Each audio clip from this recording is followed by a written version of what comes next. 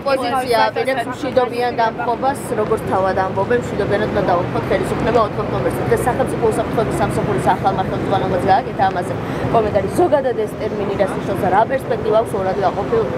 ხო, ნუ ეს არ არის პირველი შემთხვევა, როდესაც ჩვენ ვისმენთ ამ ტიპის განცხადებებს.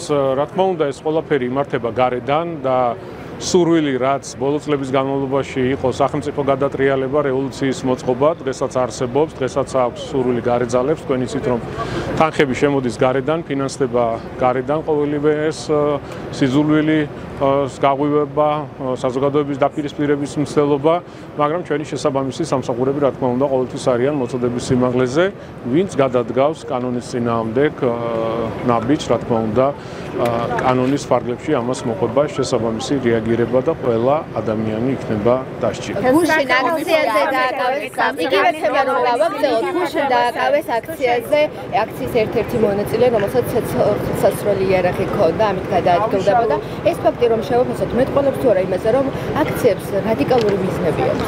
რა თქმა უნდა, სურვილი ექნებათ, მცდელობები იქნება იმისი, რომ როგორმე, ასე ვთქვათ, გაამწვავონ სიტუაცია, დაძაბონ სიტუაცია, თუმცა ხო როგორც ხედავთ, შესაბამისი სამსახურები მუშაობენ ძალიან მაღალ დონეზე და ყველა ამ ტიპის ქმედებას მოყვება შესაბამისი რეაგირება. არავის არ მიეცემა შესაძლებლობა, რომ ქვეყანაში მოაწყოს დაპირისპირება, სახელმწიფო გადატრიალება ან სხვა რაიმე ტიპის კანონსაწინააღმდეგო ქმედებები. აღნიშნული ფაქტი ძალიან მძიმეა.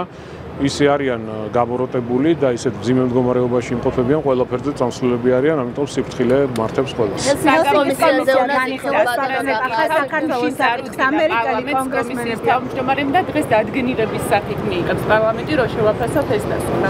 ხო, ნუ რაც შეეხება თვითონ კომისიის მუშაობას, ძალიან მნიშვნელოვანი არის, რომ საზოგადოებაში არსებულ ყველა კითხვას გაეცეს შესაბამისი პასუხები და საზოგადოებამ იხილა თუ ვინ მართავდა 2003 წლიდან ქვეყანას, ვინ იყო ხელისუფლებაში, როგორი მსოფლმხედველობით, როგორი დამოკიდებულებით ქვეყნის და ხალხის მიმართ და რა თქმა უნდა ამ ჩადენილ დანაშაულებზე, როგორც ხალხის, სახელმწიფოს წინაშე ჭირდება შესაბამისი პასუხი. ჰელსინკის კომისიაზე კითხავთ, თუ შეიძლება ჰელსინკის კომისიაზე ამერიკის შეერთებულ შტატებში საქართველოს საკითხზე არის მოსმენა ჩანიშნული. ამერიკელი კონგრესმენები ამბობენ, რომ ქართული ოცნება საქართველოს აბრუნებს რუსულ ორბიტაზე და ჩინეთთან და სხვა მეტოქეებთან ურთიერთობებს აღრმავებს. აი, ამ ფონზე თქვენ რა შეგიძლიათ გითხრათ განწყობებს ხედავთ?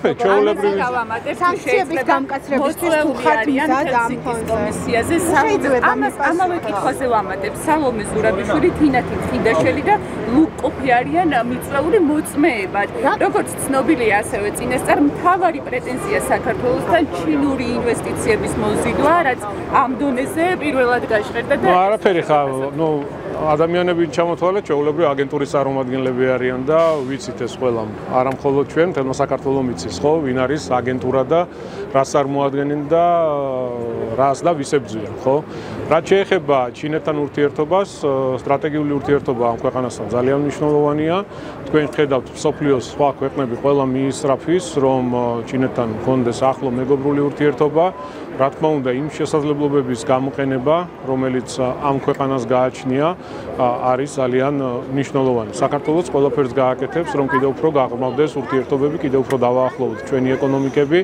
ვფიქრობ, ქვეყნის ეკონომიკური განვითარებისთვის, წინსვლისთვის ძალიან მნიშვნელოვანია. რაც შეეხება ზოგადად განცხადებებს, რა თქმა უნდა, აღნიშნული განცხადებები დაფუძნებულია ტყუილზე, შეიცავს სიცრუეს, ცილისამებას, იმიტომ რომ აი რამდენიმე დღის წინ საქართველოს პრეზიდენტმა თუნდაც გამოაქვეყნა წერილი თუ რა არის ჩვენი სულისკვეთება და რა არის ჩვენი მთავარი მიზანი, რომ ურთიერთობები აღდგეს და ურთიერთობები დავიწყოთ ახალი ფურცლით. კონგრესმენების განცხადებებია ბატონო კახატყუილი, ამას ამბობთ თქვენ ახლა. ხო, სამწუხაროდ სისრუით გაჯერებულია, თუმცა კიდევ ერთხელ ვიმეორებ, ყველაფერი ძალიან კარგად იცის და ჩვენი მოთხოვნა, რაც არის კიდევ ერთხელ რამდენიმე დღის წინ გაჟღერებული იქნა, საით მივდივართ და რა გვინდა, ეს ყველაფერი წერილში ცლად იყო მოცემული. სახელმწიფო საფრთხეების უფროსად მამუკა მდინარეზე აირჩიეს, შეაფასოთ. წარმატებები მინდა მამუკას უსურვო ამ მეტად მნიშვნელოვან და საპასუხისმგებლო თანამდებობას. ბატონო კახა, გუდიაშვილის მაგაზა უნდა გითხოთ და ჩანაცვლების პროგრამებსაც თუ შეიძლება.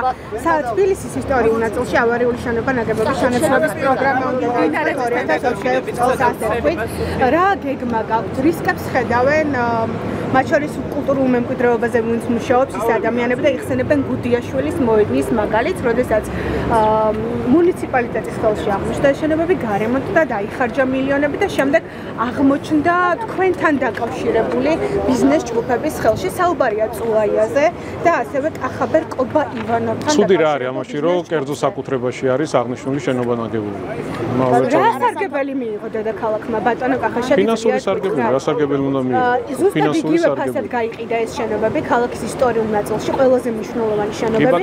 რა ფასით რა თანხაც დაიხარჯა, რა თანხაც დაიხარჯა, შეფასება იქნა გაკეთებული და შეფასების შედეგად დადებული თანხით იქნა გამოცხადებული აუქციონი. ნახევარი საქართველოს ჩემთან დაკავშირებულია და რა მნიშვნელობა. აი ნახეთ თქვენი სიბინძურე რაში მდგომარეობს და საით მიექანებით, ხო ხედავთ? ფაქტებზე გიყვებით რა სიბინძურეზე. ფაქტებს გიყვებით მეც რომ შენობა ნაგებობები იყო შეფასებული სამხარაულის მიერ, შესაბამისად წარმოდგენილი ფასით გამოცხადდა აუქციონი და აუქციონში ნებისმიერ მოქალაქეს, ნებისმიერ ადამიანს, ვისაც აქვს ინტერესი სხვადასხვა საკითხთან დაკავშირებით, შეუძლიათ მიიღოთ მონაწილეობა. აი ეს არის ძალიან მარტივი. ახალი პროგრამაც იგივე რისკებს არ შეიცავს, თქვენთან დაკავშირებული ბიზნეს ჯგუფების ხელში აღმოჩნდება ქალაქის ისტორიული ნაგებობები, გაარემონტებთ და მე ისევ ასე თქვენთან კი, გავარემონტებთ, გამოვისყიდით, თუ იქნება მოსახლეობის თანხმობა, გამოვისყიდით, გავალამაზებთ, შევინარჩუნებთ და გამოვიდათ აუქციონზე, გავყიდით, რომ შემდეგ მოუაროს იმ მფლობელმა, ვის საკუთრებაშიც იქნება. არასამთავრობო ორგანიზაციების წარმომადგენლებზე უნდა გითხოვდნენ დააკითხვას მოსამართლის წინაშე და არიან ისინი ნაწილი მათგანი სასამართლოში დაბანებული უარი თქვეს პროკურატურაში ჩვენების მიცემაზე. რატომ არიდებენ თავი? არა, სამწუხაროდ ჩვენ არასამთავრობო ორგანიზაციები არ გვყავს. გვყავს კონკრეტული აგენტურა, ჩვეულებრივი აგენტურული ქსელი არის, რომელიც გარედან ფინანსდება და მათ იყენებდნენ სხვადასხვა პოლიტიკური მიზნებისთვის, ქვეყანაში სახელმწიფო გადატრიალების მოწყობისთვის, საზოგადოების დაპირისპირებისთვის, გახლეჩისთვის და პოლარიზაციის გაღრმავებისთვის. ეს არის რეალობა.